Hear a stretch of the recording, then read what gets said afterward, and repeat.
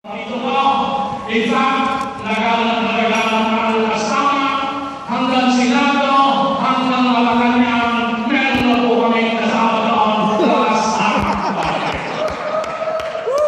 at ako rin po ay founding member ng PTLM, Praise the Lower House Movement.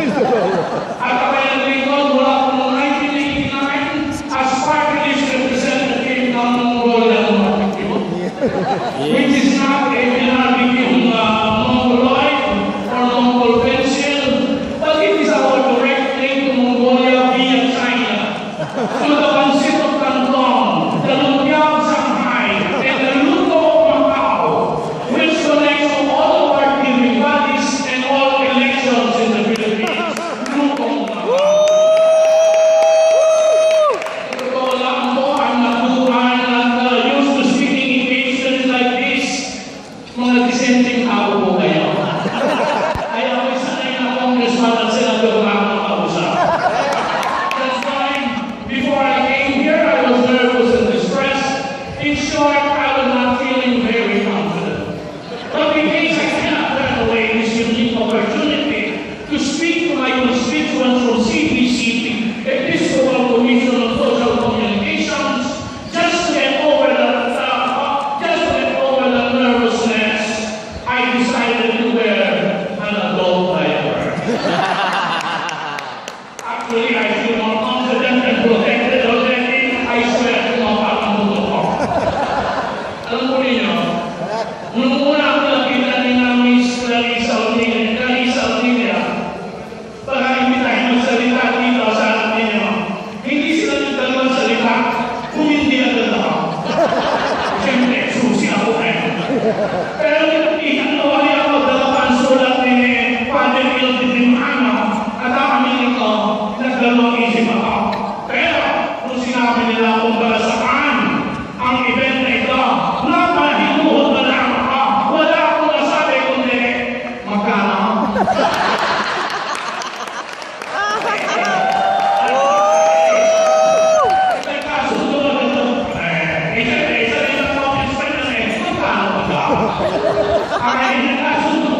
That's why it is a great privilege for me to be here with you to share with you my thoughts. Kaya ayaw ko na talaga maging congressman. Ako, ano nga pala ito? Maka-very holy nga pala dapat ako dito. Kaya hindi ko na nasabi.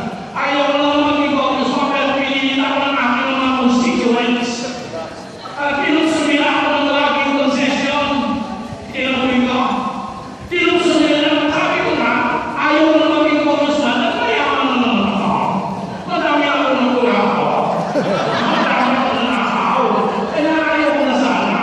Pero sabi ko na, magko-concentrate na lang ako sa aking magiging DDI, Dirty Dancing Instructor.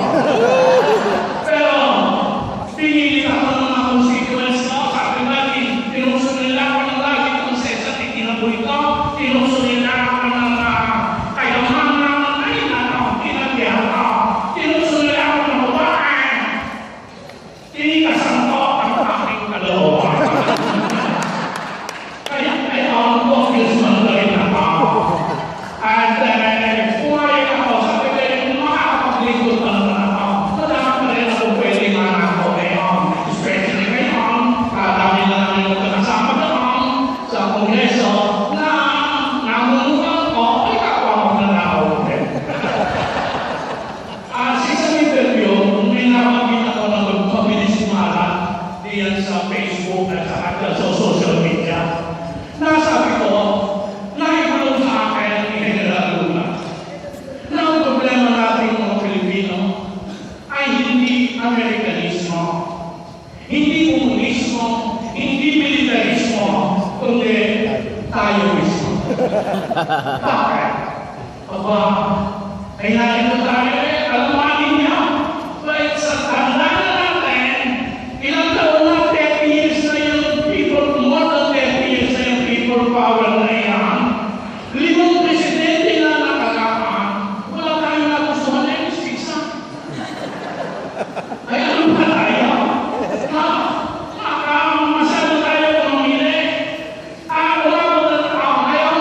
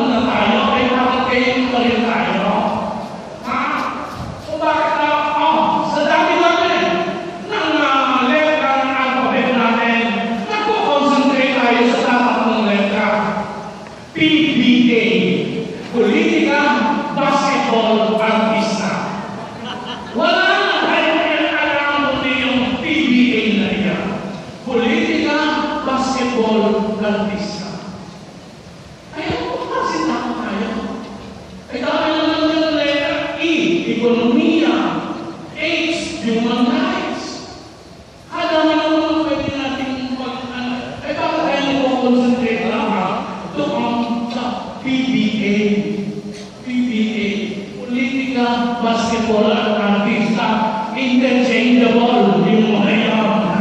Ang politika, gusto mong artista. Ang basketballista, gusto mong politiko. Ang artista, gusto rin ang politiko. At gusto mong basketball, kapipin ko naman. Mga artista na nagsusuot ng dark glasses para hindi sila makilala ko, no? Pag pinatigil naman sila ng gwardiya at sila, sino kayo? Ang magagalit, bakit hindi mo ako kilala? Ako, ay di ba din?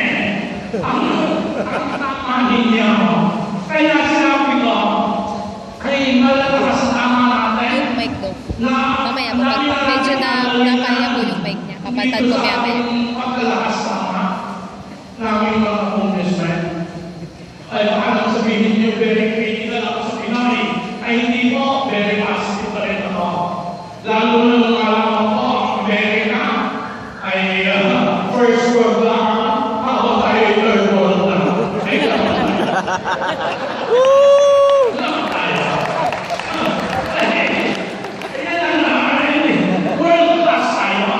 Magaling tayo, kaya tayo nakakawalan sa mundo. Imagine ninyo ang mundo na panay Pinoy ang natira.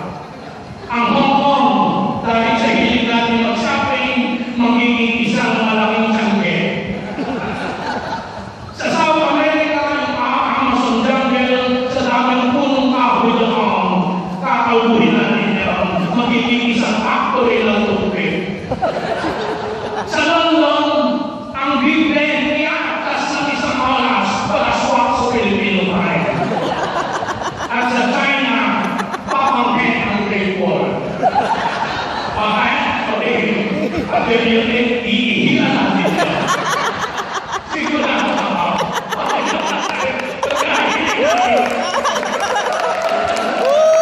Iihilan natin yan. Bakit tayo mga lalaki? Gusto natin umihin sa kanil. Pag-isa niyo, nag-i-spelling pa rin.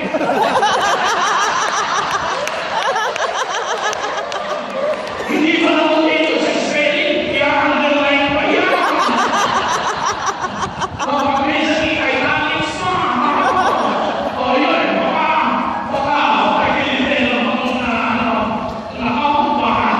Minsan, bold letter, so duplihin mo pa yan. Ay siya, yan ang ating ang mga pagkakasama natin at kung bakit tayo mismo ang problema. Ngayon po, pag hindi po ako congressman, ako po ay demonyo sa Nathaniel, General Pacheco sa OTJ, KFC Colonel, book publisher din at boss nila din Lusne sa Bulaan, at ngayon po, Martinez sa Probinsyano. Ako rin po ay Director General ng Film Academy of the Philippines at ako po ay nagtuturo ng acting for film and television. Ang kurso po namin, No Acting Please. Yun po ang gusto ko i-share sa inyo ngayong hapon. Kayo yung mga communicator, dapat mga artista din tayo lahat. Kailangan matuto tayo ng no acting please.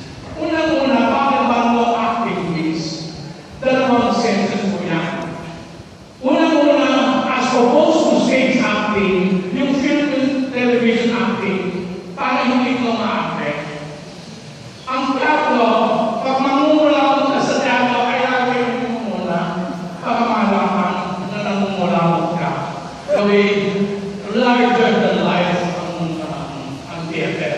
Pero tayo, nasa TV or sa film, hindi pwede tayo mag-effect on. Okay tayo naman. Ganun lang, nakakamulawag ka na sa TV or film. So, yun ang one sense of no acting please. Ang ikalawang sense of no acting please is because all our lives we have been acting.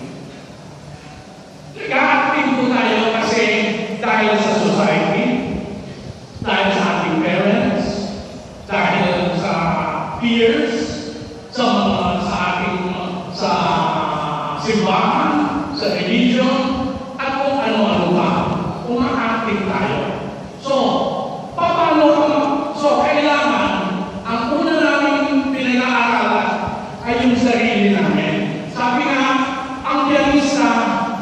ay may piano. Ang violinista may violin. Ang gitarista may gitara. Yun ang instrumento nila. Ay ang artista, tayo mga communicators, ano ang ating instrumento? Yung sarili